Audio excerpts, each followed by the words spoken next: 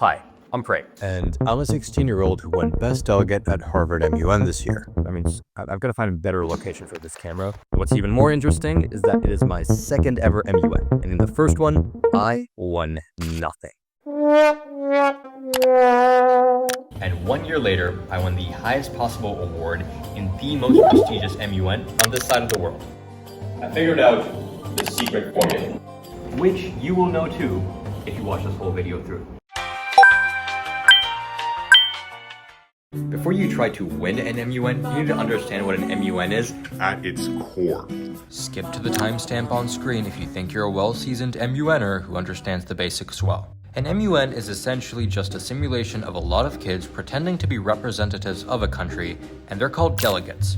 by cooperation, we will focus on interdependence. Your job as a delegate is to represent your nation's values and further your goals and interests on a specific issue. The issue that you're discussing is raised in a committee, which is based on an actual UN committee that exists, and sometimes a committee that exists in the past, or a fake one that's made up in the future. Don't worry about those right now. For example, DISEC, SOCOM, and SPECPOL are pretty popular and well-known committees that exist in MUNs across the spectrum. In every MUN, each committee has a specific agenda, and it's related to the general topic of your committee. For example, my committee was ECOFIN, which stands for the Economic and Financial Affairs Council, and our topic was Augmenting human capital to reduce the global skills gap. And human capital is just a fancy way to say the value people bring to the world through their skills, knowledge, and life experience. And so in layman's terms, this statement basically just means increasing the value of workers globally to reduce the gap in the value of their labor. And so now in this context, my goal as the delegate from Hungary is to represent Hungarian interests, values, and to help build a solution to the skills gap problem from a Hungarian perspective that aligns with our national interests. Wait. A solution, you say? Well, yes. The end goal of your time in committee is to build and pass something called a resolution. A resolution is a formal document that outlines a proposed solution to the specific issue you're dealing with, as discussed and debated by delegates representing different countries. To do this effectively, it's a smart idea to start something called a bloc. A bloc is essentially a group of people with aligned interests who work together on a resolution paper with the goal of getting it passed. Someone who actively works on a resolution paper is called a sponsor, and if you're just someone who wants to see the resolution paper be debated, you're called a signatory. Make sure you are a sponsor. This shows high engagement with your fellow delegates, whilst also showing that you are actively working hard to represent your country's values and interests, taking a leadership role in doing so. Guys, I'm here with Krim today, my fellow block leader, and my Indian brother. Here's Anaya, that's Ukraine. Pakistan, Cameroon, Alright, so now you know the basics. And I've attached a document in the description that describes everything I missed. Points, mods and unmods, and all that technical stuff. Don't worry about all that stuff too much though. If you pay attention, you will figure it out on your first day in committee if you ask a lot of questions. More on that later. Step 2. Pre-game your stuff well. Now that you understand what an MUN is properly, it's time to prepare for your specific scenario. After you're assigned your committee and given your agendas, often, like in my case, there were 2, read into them. Understand what your committee is, what it does, and your country's association with it. Wikipedia is a great place to start for this, and just go into the sources that Wikipedia itself cites. There's no need to overcomplicate this. And for some extra support to those who are lazy, copy pasta this prompt into your favorite AI tool to get a good starting point for your research. After all that's done, it's time to understand your country's standing on the issue at hand and their association with your committee. Here, I'd recommend you disconnect a bit from your committee and focus on the general viewpoints your country has on the issue at hand. Let's go back to my example. My committee was the Economic and Financial Affairs Council, ECOFIN, and my country was Hungary. In my situation, many would be confused as to how they could research well for Hungary in the context of ECOFIN when the country doesn't have like insane amounts of lore with ECOFIN. Well, that's perfectly okay. All you need to understand, and trust me, you really need to understand this, is the foundational beliefs that your country has on the issues you're discussing. For example, ECOFIN is primarily focused on economic development. And so I took some time to learn about the political viewpoints of the Hungarian government regarding their own economic situations in other contexts, such as their parliamentary debates on topics related to the agenda. I got ChatGPT to help me find some videos and articles, along with relevant speeches from their Prime Minister Viktor Orbán. You believe you know better than Hungarians what they need. Therefore, I have to say this report does not give due respect to Hungarians. This helped me build an overarching view on what my positions would be in ecofin. Most of your research should be on the core topic or agenda of your committee, not the committee itself. But you also need to understand the committee's history and purpose well enough to be competent and hold short conversation about it, or reference it in your speeches.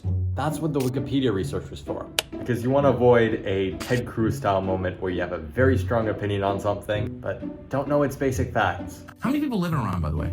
I don't know the population at all. No, I don't know the population. You don't know the population of the country you seek to topple? And instead of researching blindly, you should research with a tangible goal in mind.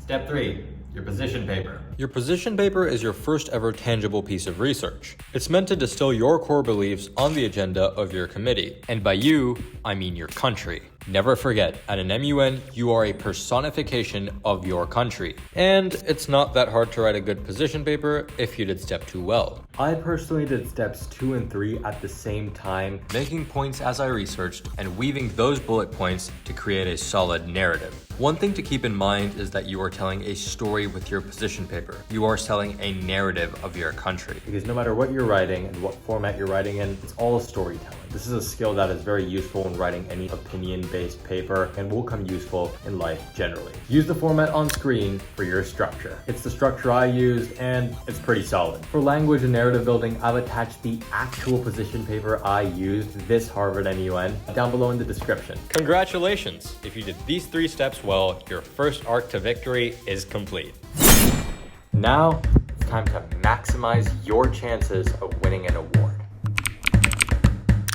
Once you arrive at the event, whether it's a hotel you're staying at for a few days, or you're just there for the MUN part, try to talk to as many people as you can, and try to avoid making these interactions transactional. At the end of the day, the greatest value of an MUN is the relationships you build with other people from all over the place. In no other event can most high schoolers meet so many people from such distinctly different backgrounds in this stage of their lives. I left Harvard MUN with friends from Germany, Pakistan, and Lebanon, just to name a few. These are the sorts of folks I would have never met as a 16-year-old if it wasn't for international MUNs. Even if you're going to a local MUN, the exposure is still very valuable. Shout out to the Artemis Committee from GSLmaxxing for being pretty awesome.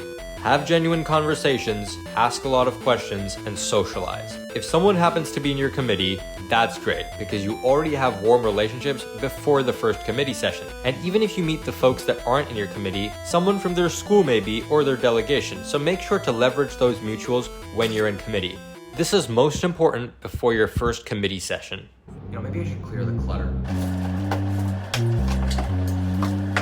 Step 5. Start strong. As the saying goes, first impressions, they last. I credit my victory significantly to a strong start based on being well prepared and the confidence that comes with that during committee. Make sure you ooze confidence. Even if you don't feel confident, make sure to fake it. Confidence is one of those things that becomes real as soon as it's in practice. And try to meet people and have meaningful conversations, both about themselves and the topic at hand, with the focus shifting to the latter as time goes on. When committee finally begins, sit closer to the front. This may look like a pretty small thing, but this was the final piece of advice my Harvard MUN chair gave me the last time around, and I took it to heart. It displays engagement and gives you visibility. Where you sit could change over time for convenience's sake, but start out at the front. Now when committee begins, let your chair say his piece and listen carefully, because what they're doing is setting the stage for what is to come over the rest of the MUN. After they're done and open the floor to questions, ask every stupid question you have respectfully. This is your time to rid yourself of any doubt. Most people don't ask any questions, so you will have a great chance of being called. And if you're at a well-reputed event like I was, your chairs will be well qualified and won't hold it against you. On the same note, I would really like to emphasize that you should always be respectful to your chairs. At an MUN like Harvard's, chairs will make an effort to be as fair and principled as possible. They have nothing for or against you, at least in my experience so far. My chair this time around was awesome, and I would have said the same even if I didn't win something. But never forget, there is always a subconscious bias that people have towards people they like.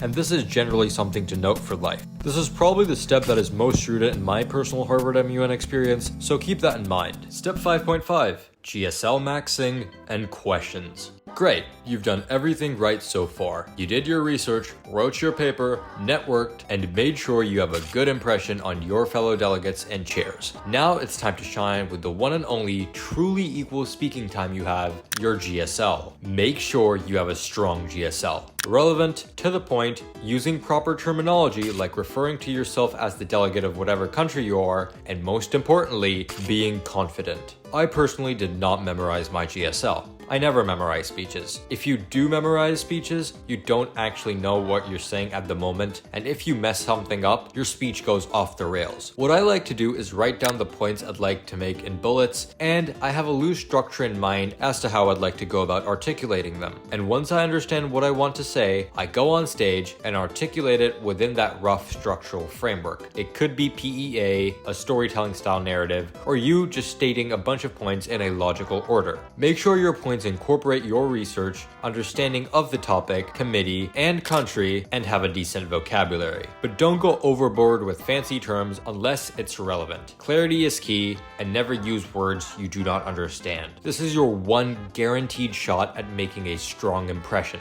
Make it count. It was after my first GSL that it hit me that I have a shot at winning an award when so many people came up to me complimenting my speech. So trust me when I say this is important. Throughout the rest of the mods and committee, ask genuine high quality questions. Don't ask redundant ones or attacks disguised as questions. Trust me, that will piss the chair off. But rather ask questions a colleague would ask to test the limits of an idea. Find the gaps of information in speeches of your fellow delegates and with genuine curiosity, ask good questions. I've attached a few good structures in the aforementioned document. And finally, Step 7.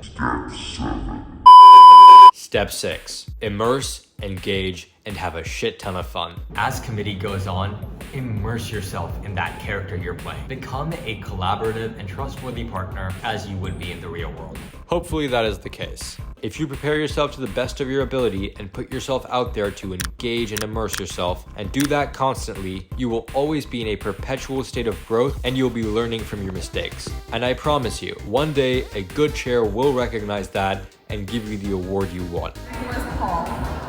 But I need to tell you something, most people won't. Awards are a zero-sum game.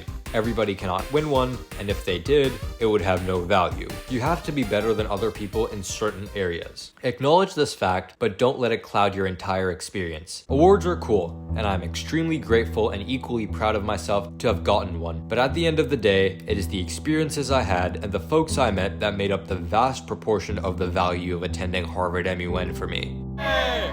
Fantastic!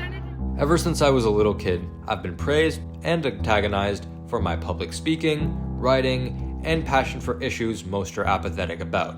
I always wanted to make an impact, a dent in the universe as this guy would say, which led me to find the overarching purposes of my life early. Despite knowing and being reassured that I possess these skills, I've rarely had something to show for it. Growing up, every kid around me had their thing, whether it was sports, music, things of that sort. When I was asked what I had to show for myself, I kind of had nothing.